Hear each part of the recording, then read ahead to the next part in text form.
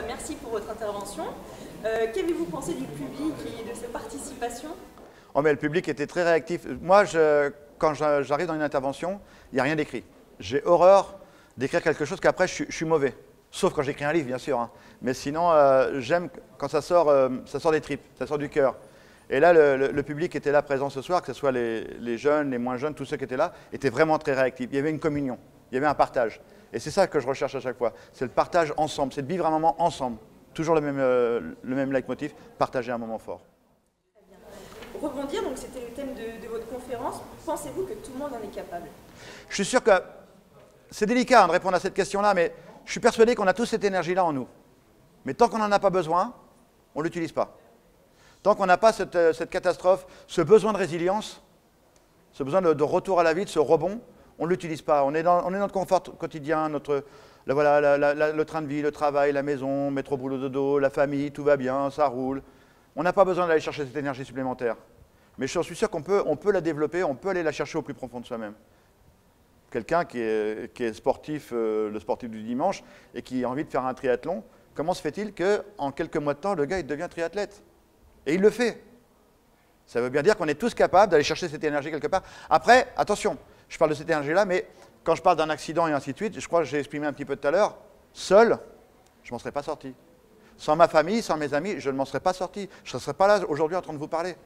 Je pense que j'aurais peut-être mis fin à mes jours, ou peut-être que je n'aurais pas résisté à cet accident à l'hôpital. C'est vraiment cette énergie-là aussi qui est importante. C'est l'énergie communicative de tout votre entourage.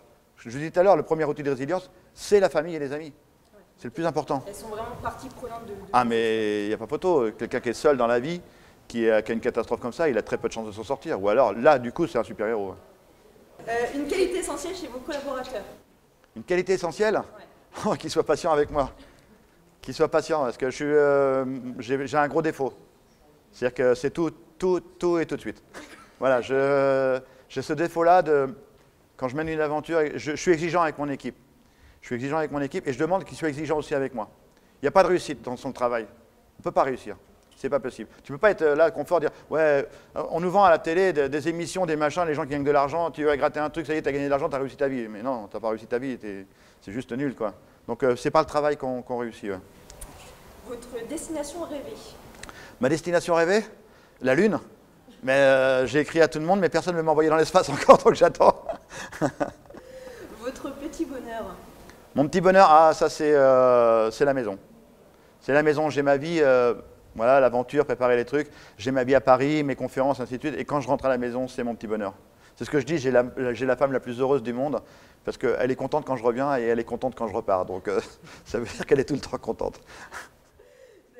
Votre livre de chevet? Mon livre de chevet, j'ai pas trop le temps. Là, dans ces temps-là, j'ai vraiment pas le temps de lire. Là, en ce moment, je suis que dans l'écriture du One Man. Susanna est dans l'écriture de son propre livre. On vient de signer son livre à elle. Donc, plus après, elle préparait le Dakar et ainsi de suite. Ma chronique sur France 5. Je travaille beaucoup dans les trains. Je suis dans le train et je bosse dans le train. Le train est mon bureau. Et votre prochain souhait? Vous l'avez déjà un peu émis tout à l'heure, mais... Ouais, le prochain souhait, c'est la rencontre que j'ai faite avec les jeunes de l'Estaca. Là, ça m'a vraiment plu, ça m'a marqué. Et je pense qu'il y a une belle aventure qui va se monter. Et, je leur ai dit, la voiture, elle va être à moi après. Donc, c'est pas comme la première fois où on a fait une location de voiture. Là, la voiture, elle va être là.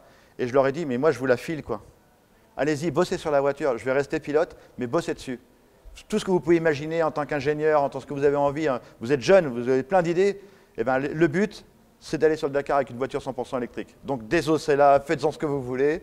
Elle sera à vous et après, on travaille ensemble. Donc, ça, c'est le plus grand des bonheurs, quoi. Ouais. Merci. Et je crois que j'ai... Alors, une question bonus. Oui. Le mercato approche, est-ce qu'il est envisageable que vous rejoigniez le PSG?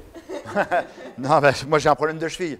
C'est un peu comme... bah oui, aussi, c'est ça. Donc, non, il faudrait demander aux Qataris, par contre, s'ils veulent bien me sponsoriser pour le Dakar, mais vous m'entendez? Enfin, les Qataris du PSG, hein, bien sûr. Hein. Donc, non, affaire à suivre. Merci.